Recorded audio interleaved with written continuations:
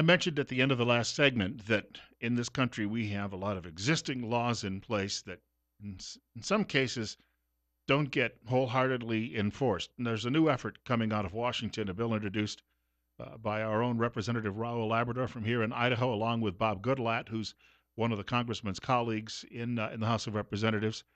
And it's called the Davis-Oliver Act. And we're going to spend a few minutes this morning, first of all, talking with Representative Labrador. It's 8:17. Bill Colley with you as well on Top Story on News Radio 1310, KLIX and newsradio1310.com. 38 right now. The snow has cleared, though. That's a good thing. First of all, Representative Labrador, welcome back to the program. Great to be on your show, Bill. Thank you. I was reading through some of the details on this morning, and I highlighted some of the things you mentioned in your statement with this. First of all, that reference to existing immigration law, and you went on in the same paragraph to mention that the previous administration ideologically driven to shut down immigration enforcement. In other words, there was a clear conscious effort on the part of the previous administration to soft pedal this, and you're looking just to put the teeth back in what was originally there. Correct. So you have two issues. They decided not to enforce the laws that were already in the books, and you have already seen the Trump administration enforcing those laws, and that has made a huge difference. But what we want to do through legislation is take away some of the power of the executive to not enforce those laws. They decided that it wasn't important to in essence, protect the sovereignty of the United States. And what you saw a huge influx of illegal immigrants coming to the border. As soon as Trump was elected and he said that he was going to start enforcing the laws, you actually saw a decrease in illegal immigration. Some estimates are as much as 60% of people, a 60% decrease at the border of illegal immigration. That's a huge impact on the United States. So we want to do that. We also want to crack down on the sanctuary city policies. As you know, some of these cities are deciding that they don't want to contact ICE or other law enforcement agencies that are dealing with immigration, and that they're just releasing illegal aliens, criminal aliens into the community. That's just wrong. That's just plain wrong. So we're fighting, we're cracking down on that. We're also enhancing our public safety and strengthening our national security by giving them the tools that are necessary to do expedited removal of people that may have terrorist ties with terrorist nations.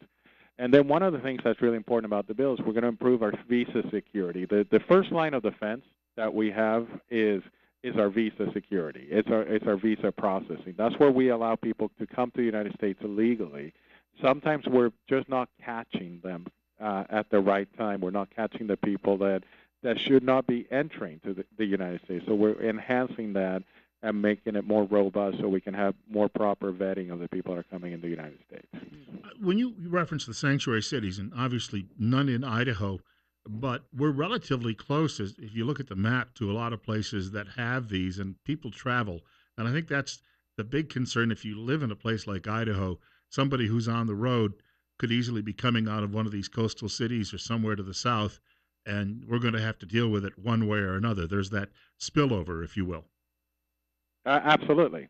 And it's important because, as you know, if you release them in the community, they can go anywhere. They could come to Idaho. But more importantly, I think if you want a proper immigration system, and you know, Bill, that I want immigration. I actually believe that immigration is important to the United States. So I'm not one of those who thinks that there should be no immigration to the United States. But if you want a proper immigration system, you have to make sure that we're properly vetting the people that are coming here, that we have a system that works for the 21st century, a system that allows the appropriate people to come to the United States, the people that we need in the United States, people who are not going to be a burden to the community and to the society. And we also want to make sure that people understand that we're a nation of laws.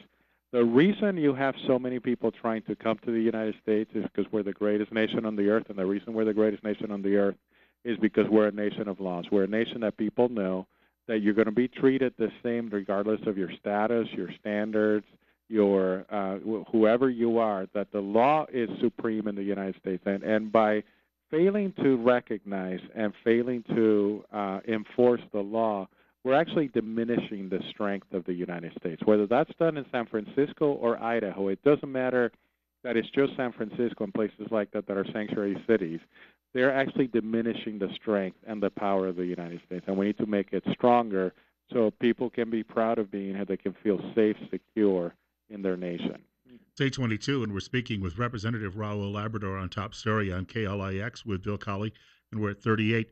Some of the folks on the other side, and I've seen the statistics that immigrants, percentage-wise, obviously don't commit as many crimes as, let's say, people who are native-born Americans. However, this is named after two police officers who were killed by people who were here illegally. And I always make the counter argument.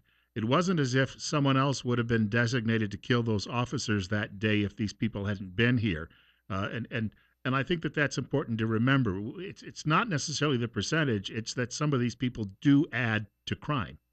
Well, so that's an important point, very important point. So number one, you're absolutely right that these are crimes that would not have been committed by somebody else. They were crimes that, these two officers lost their lives, and many people have lost their lives because we have people here without proper documentation, and we can't get those lives back. So that's the most important issue. But number two, that data that you're citing is incorrect. The data shows that immigrants may have a lower rate of crime activity. But remember, these are legal immigrants. These are people who have been properly vetted to come to the United States. There is no data about illegal immigrants in the United States, no data at all.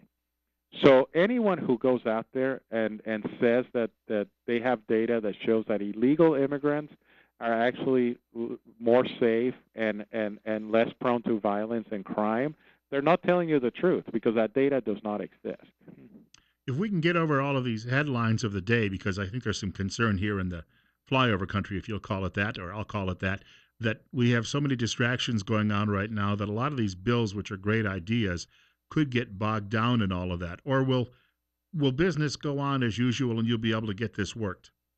Well, we're going to do our job. We're going to try to pass, this legislation is going to have it was introduced yesterday. We're going to have a hearing on Thursday. Next week, we're going to have a hearing and introduction of legislation on refugees, and we can talk about that in the next couple of weeks.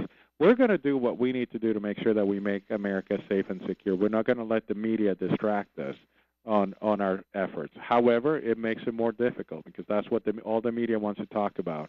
It's ironic that the media had no problem with all the issues that the Obama administration had and many of the scandals that happened. They seem to just kept saying, why can't we walk and chew gum at the same time? But now they complain that we want to walk and chew gum at the same time.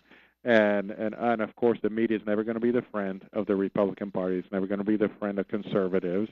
And we just need to accept that and just keep moving and doing the work that the American people elected us to do. The worst failing that we can have as a Congress is if we allow these things to bog us down and we fail to keep the promises that we made. Some conservatives, and I thought about the statements made the other day by Ann Coulter, although I don't know, extremist conservative, she could be described a lot of different ways, but she made a comment about she's losing faith in Trump because there's no border fence. But I think in a previous discussion we had, you pointed out it doesn't have to be a physical barrier. There are many things we can do electronically and other things that create almost a virtual fence. Absolutely. And we need to, there are areas where we need actual fences.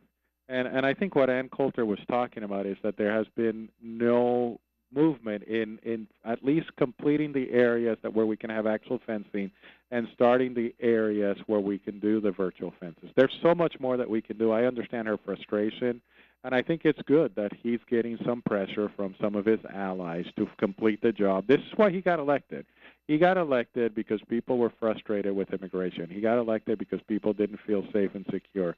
He got elected because he promised to build a fence and to make America safer. Those things are so important, and I think it's imperative within the next 2 years that we make the proper down payment to the American people on those promises and start the completion of those promises. I think the American people will forgive him if it's not completed. I think they're going to have a harder time if we haven't even started on the process. We got about a minute to go. I don't mean to throw you a curveball, but I watched one of our members of our delegation last night on Martha McCallum's program, and this morning Senator Risch's comments are all over the internet about what happened with the leaks coming out of the White House. It seems he struck a nerve and really a chord with the American people with his comments. What was your take on that? Well, it's interesting. I think the people who keep leaking this information, they have committed a crime. I agree with Senator Rich completely. But we need to make sure that the president, I think, needs to do himself a little bit of service too, and stay off of the Twitter a little bit. I think sometimes he makes things worse by going on Twitter and trying to defend himself, because we just need to let the process work. And I think that he's almost stepping on his message. If you think about what's happening in America right now, unemployment rate's going down, consumer confidence is going up, the number of jobs is going up. We are actually more secure. We have better relationships with China. We're developing better relationships with our foreign partners. Think about all the good things that are happening, and the media is not letting that message actually get out. So they need to have a little bit more discipline in the White House to make sure that we have the proper messaging going out, so all of us can get that message out to the American people.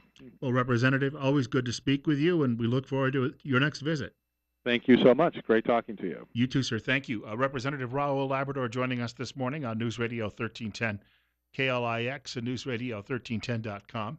And about 1 minute before the break, I've got to mention we've got a couple of very special guests coming in with us from the Idaho Immunization Coalition. They're coming up between 8:30 and 9 o'clock. They're replacing our visit with Tripp Family Medicine today, although I'd like to point out our good friends at Tripp Family Medicine also do immunizations, child immunizations, and you can reach them, of course. The doctor's office is fairly visible if you drive down Fillmore Street on the north side of the city, directly across from the main post office. You can't miss the signage any longer. Dr. Tripp's office is still looking for new patients, as well as often they can see you on the very same day if you're a patient and you call up in the morning and you have a medical issue. And remember, life's too short not to feel good.